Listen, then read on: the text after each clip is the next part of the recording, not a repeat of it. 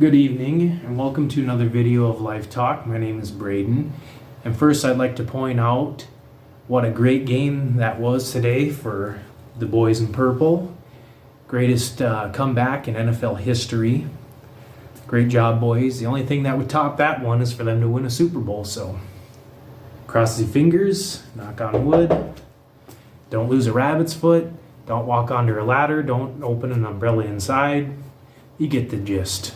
Don't do anything that's going to cause bad luck, please. But anyway, what this video is going to talk about today is the understanding of overthinking, what it actually is and what might cause it, what it's really about, and in general. So yeah, to cross-reference, what I just referenced with the Vikings winning today and overthinking. That game definitely had me overthinking today. It was a real heart racer. But no, what I want to elaborate on overthinking is it's a mindset, mentality. A lot of it can be pointed back to, like, let's say maybe a traumatic event in our lives, childhood, or it's something we're born with. So a lot of times we might catch ourselves telling someone, don't overthink it. Well, we might be trying to help them out, but actually, when you're telling someone not to overthink it, you're almost telling them, don't breathe. And I'm not saying, you need to overthink to live like you need to breathe to live, like you need air to live, No, it's basically what I mean by that is overthinking is as easy as breathing for some of us.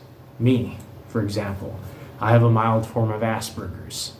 So let's say association, if Asperger's was a whole pizza, I would say I have like a slice of that pizza, a fraction of it, a small mild form. So and that gets me to overanalyze, maybe overreact sometimes.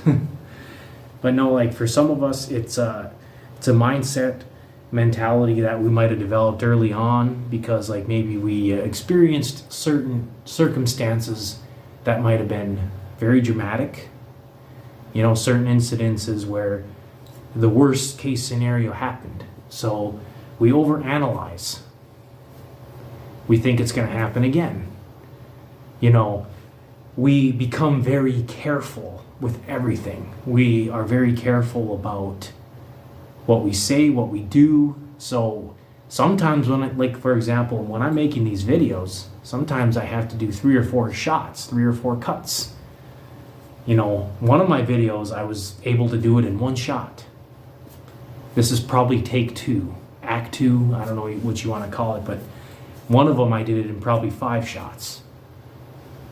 Because I felt like, well, you only got 1 chance, and if you do want to redo it, if there are takebacks, you have to restart the whole video. The editing kind of gets to be a pain in the bumper, but yeah, that's basically what overthinking is. And some of us just it's not like an on and off switch.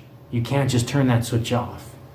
Wouldn't that be nice if that was just a switch I could turn on and off? Okay, I'll stop overthinking. Oh, great, that feels so wonderful. See, that'd be nice, wouldn't it, if it was that simple? Unfortunately, it's not. So, and it's not technically confirmed yet, but a lot of studies have shown that overthinking is actually a sign of intelligence. Reason being is because people who overthink are people who overanalyze. Their brains are working at full capacity. They're constantly like grinding. It's like having the pedal to the metal. Constant revving. So that's, it's easy to stress yourself out that way. But yeah, it's like I said, it's not an on and off switch. So for those, who they like to say, and I caught myself doing this every now and then, for those that try to say, don't overthink it. It's not that simple. It's easier said than done. I wish it were that simple. But a lot of times, it comes down to, like I said, something that might have happened earlier in our lives. Maybe when you were a kid, you always had somebody in your ear telling you, oh, well, what if this happens? What if that happens? Pointing out all the worst case scenarios. And as a kid, your mind's not going to be mature enough to, filter that out as, oh, they're just being dramatic, or, you're going to take that as normal. That's going to become your mentality, what you are wired for. So as a kid, your mind is more fragile because it's still developing.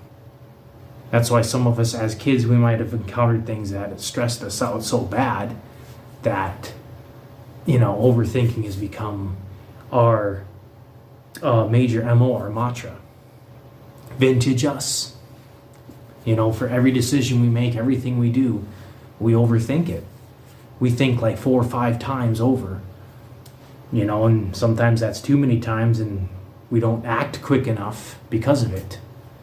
So it can be a weakness, but it can also be a strength. It can make you be very careful in what you do. Like, I've never locked my keys in the car because of it. I'd say, let's see, there's where it is a gift. I've never lost my phone for more than a day. I'm always patting myself down. I'm paranoid. I'm overly careful. Some of that can be contributed to overthinking. So, but yeah, like I said, it's just the way some of us think. And there's not necessarily something wrong with that. We got our strengths and our weaknesses. Overthinking can be a strength and a weakness. Just depends on how we use it. So just remember, if you're one of those people that overthink, that does not mean you're not intelligent. It could mean you're very intelligent. It does not mean you're overdramatic. Okay? It's just the way you're wired. You can't change that. And if people are expecting you to change that, well, then you know what? It's only fair that they change something about themselves that they're not able to change overnight, right? Hey, you quit smoking or something. Or, hey, switch your favorite food to that favorite food that you've been addicted to since you were 6 years old. Not that simple. These kind of changes take time. So just try to be empathetic, sympathetic to what we can and can't change, what somebody can and can't change. And the more we can understand why someone does what they do, think the way they think, say what they say, why they might act a little slower, make even the simplest problems rocket science. Don't degrade them for it. Don't look down on them for it. That's just the way they do things. Everybody has their way of solving problems. So, I don't think I have much else other than, once again, Skull Vikings. Hopefully you can do more stuff like this as the season goes on. There ain't much time left in the season, but we need to see more of this.